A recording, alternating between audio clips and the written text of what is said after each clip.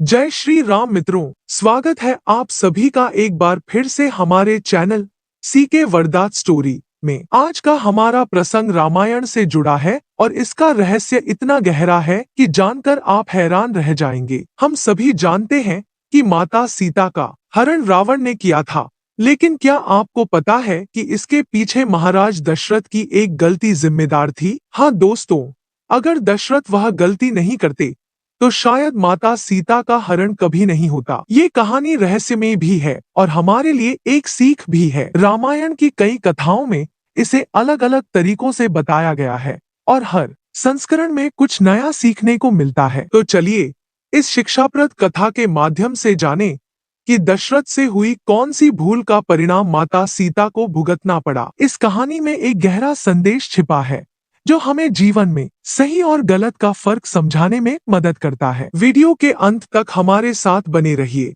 और इस अद्भुत रहस्य को जानिए। दोस्तों, यह कहानी उस समय की है जब भगवान श्री राम, लक्ष्मण, भरत और शत्रुघ्न का विवाह राजा जनक की बेटियों से हुआ। चारों भाइयों के विवाह के बाद जब बारात लौटकर अयोध्या आई तो एक दिन महाराज दशरथ ने माता कौशल्या से कहा, हे रानी, आज से तुम केवल 4 बेटों की मां नहीं हो, बल्कि 4 बहुओं की सास भी बन चुकी हो।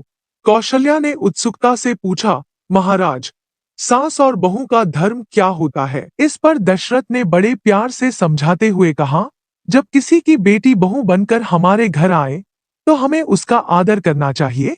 जैसे हम अपनी आंखों की सुरक्षा करते हैं, उसे स्नेह और सम्मान देना हमारा कर्तव्य है। माता कौशल्या ने फिर पूछा, महाराज, बहुओं का क्या धर्म होता है? दशरथ ने उत्तर दिया, जब कोई लड़की दूसरे के घर बहू बनकर जाती है तो उसे अपने सास ससुर का सम्मान उसी तरह करना चाहिए जैसे गुरु और पति का। सच्चा धर्म वही है जब वह अपने ससुराल के सभी लोगों को आदर से देखे।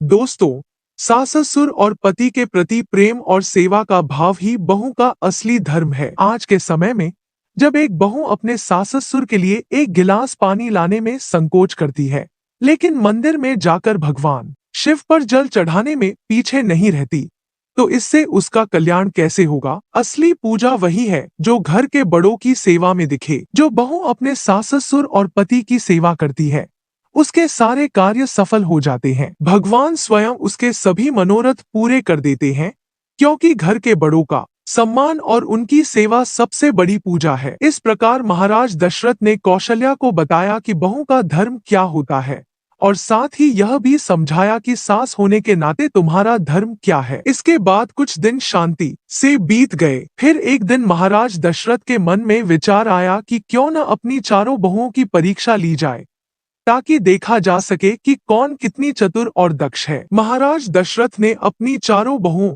सीता, मांडवी, श्रुतकीर्ति और उर्मिला को बुलवाया और कहा, बेटियों, तुम सब मेरी पुत्री के समान हो। मेरा एक आदेश है और मुझे विश्वास है कि तुम इसे मानोगी।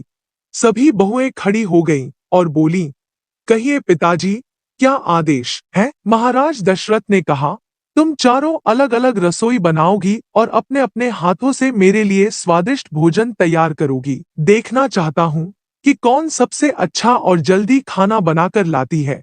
चारों बहुएं वहां से चली गईं। सभी के मन में यही बात थी कि सबसे पहले पहुंचकर भोजन पेश करें। सभी ने अपने अपने तरीके से 56 प्रकार के व्यंजन बनाए। सबसे पहले भरत की पत्नी मांडवी थाली सजाकर महाराज दशरथ के पास पहुंची। उन्होंने थाली में विविध प्रकार के व्यंजन सजा रखे थे। मांडवी ने थाली महाराज दशरथ के सामने रख दी और कहा, पिताजी, भोजन करिए।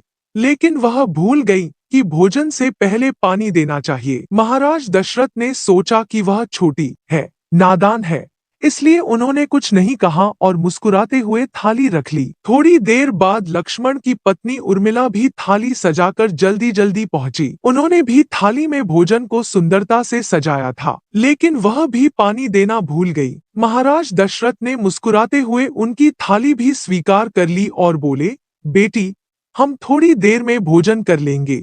इस तरह से महाराज दशरथ ने दोनों बहुओं की छोटी सी चूक को देखा, लेकिन उन्हें स्नेहपूर्वक कुछ नहीं कहा। अब दोस्तों, तीसरे नंबर पर शत्रुघ्न की पत्नी सुलोचना या सुरत कीर्ति आईं। जल्दी जल्दी में उन्होंने भी भोजन तैयार किया और इतने सुंदर और स्वादिष्ट व्यंजन बनाए कि उनकी कोई तुलना नहीं थी। परंतु उनसे भी एक भूल हो गई। भोजन की थाली लेकर वे चलीं, लेकिन जल्दीबाजी में महाराज दशरथ को जल देना भूल गईं। महाराज दशरथ ने सुलोचना के हाथ से भी भोजन की थाली ले ली और वहीं रख ली। फिर उन्होंने कहा, पुत्री, तुम भी जाओ, हम थोड़ी देर में भोजन करेंगे। इस प्रकार सुलोचना भी वहां से चली गई। अब तक महाराज दशरथ के पास 3 थालियां आ चुकी थी। भरत की पत्नी, लक्ष्मण की पत्नी और शत्रुघ्न की पत्नी की। पर महाराज दशरथ ने किसी में से एक भी ग्रास नहीं लिया। वे सीता के आने की प्रतीक्षा कर रहे थे। उनके मन में विचार था, जैसे भोला भाला मेरा राम है, उसकी पत्नी सीता भी उतनी ही सरल और स्नेही होगी। बाकी बहुओं में थोड़ी बहुत चतुराई थी, इसीलिए वे जल्दी जल्दी भोजन लेकर पहुंच गईं।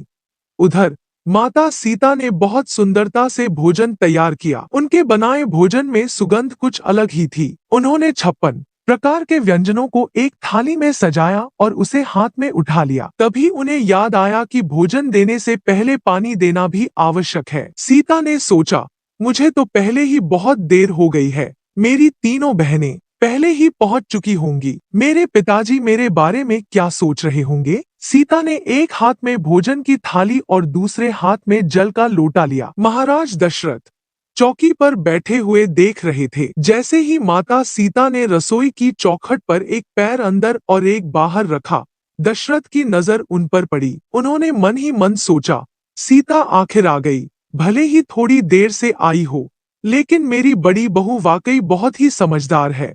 इस तरह माता सीता एक हाथ में जल का लोटा और दूसरे हाथ में भोजन की थाली लेकर अपने पिता महाराज दशरथ के पास आती हैं। इसी दौरान एक हल्की हवा के झोंके के साथ एक तिनका उड़ता हुआ आता है और सीता की थाली में गिर जाता है। यह देखकर माता सीता सोचने लगती है कि अब वह क्या करें। वह सोचती है कि अगर वह यह थाली पिताजी को देंगी तो पिताजी सोच सकते हैं कि यह भोजन अशुद्ध हो गया है।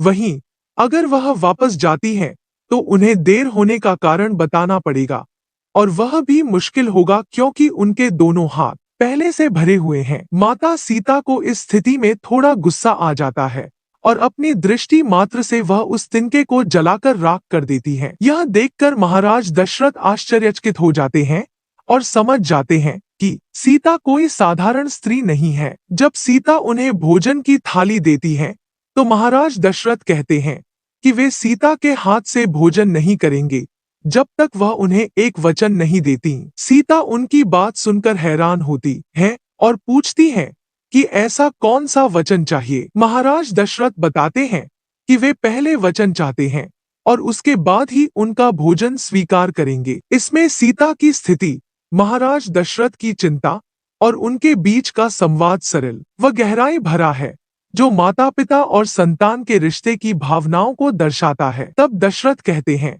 कि हे पुत्री, तू आज इसी समय मेरे सामने खड़े होकर यह एक प्रतिज्ञा कर। सीता माता ने पूछा, कौन सी प्रतिज्ञा? तो वह बोले, अभी मैंने अपनी आंखों से देखा कि भोजन की थाली में तिनका गिरा था और उस तिनके पर तुमने अपनी दृष्टि डाली कि उस तिनके को राख बना दिया। तो आज तुम मुझे वचन दो कि तू आज के बाद कभी भी किसी के ऊपर अपनी दृष्टि नहीं डालेगी। माता सीता उसी समय अपने ससुर महाराज को यह वचन देती है कि पिताजी, आप चिंता न करिए। अगर आप ऐसा ही सोचते हैं तो मैं यह वचन देती हूँ कि आज के बाद में कभी भी जीवन में किसी के ऊपर अपनी दृष्टि नहीं डालूंगी। प्रिय दर्शकों, अब सवाल आता है कि महाराज दशरथ ने वचन लिया ही क्यों? महाराज दशरथ समझते थे कि मेरे सबसे बड़े पुत्र जो राम है वो थोड़े सुशील सज्जन हैं, तो अगर किसी दिन पद पत्नी में कोई अनबन हो गई, अगर सीता को क्रोध आ गया तो क्रोध में आकर आंखों की दृष्टि को अगर मेरे पुत्र के ऊपर डाल दिया तो मेरे 3 ही पुत्र रह जाएंगे। फिर माता सीता ने यह वचन देते हुए कहा कि आज के बाद मैं अपने जीवन में कभी भी किसी के ऊपर अपनी दृष्टि नहीं डालूंगी, क्रोध की दृष्टि कभी नहीं डालूंगी। तो दोस्तों, इसी तरह जिस समय माता सीता लंका में थी रावण के यहाँ, तो रावण सीता को धमका रहा होता था, एक बार मेरी तरफ देखो। तो सही माता सीता एक तिनके की तरफ देखकर सोचती है कि अरे तिनके, अगर उस दिन तू मेरा वैरी ना बना होता, मेरे पिता समान ससुर मुझसे यह वचन ना लेते, तो शायद आज यह रावण मुझे ना धमका रहा होता, इसे तो मैं कब का जलाकर राख बना देती और ना मेरा यह हरण कर लेता। तो दोस्तों, महाराज दशरथ की इस गलती के कारण सीता आज रावण की कैद से खुद को मुक्त नहीं करवा सकी और रावण ने सीता का हरण बड़ी ही आसानी से कर लिया। अगर मित्रों ये राजा दशरथ ऐसा सीता के साथ में काम ना करते, यही काम दशरथ का पाप बन गया। अगर यही पाप ना राजा दशरथ सीता के साथ करते, तो शायद सीता का हरण नहीं होता, रावण सीता को उठा करके नहीं ले जा पाता। अगर सीता जी रावण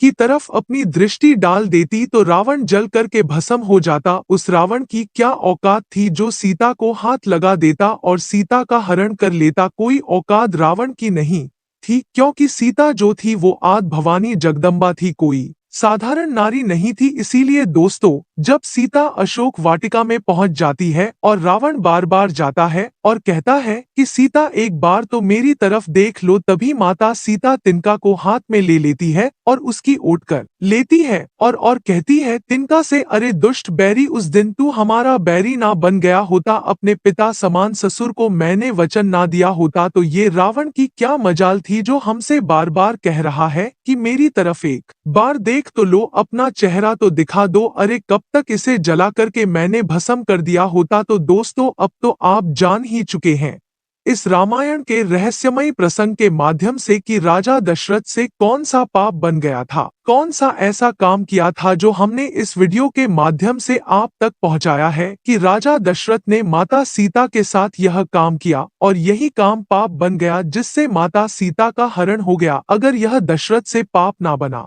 होता तो माता सीता का हरण कभी नहीं होता। तो दोस्तों, उम्मीद करता हूँ यह जानकारी आपको अच्छी तरह समझ में आई होगी और अच्छी भी लगी होगी। यदि यह गुण रहस्यमय जानकारी रामायण की माता सीता और राजा दशरथ की जानकारी आपको समझ में आ गया होगा, दोस्तों वीडियो को लाइक करें, हमारे चैनल सीके वरदात स्टोरी को सब्सक्राइब करें।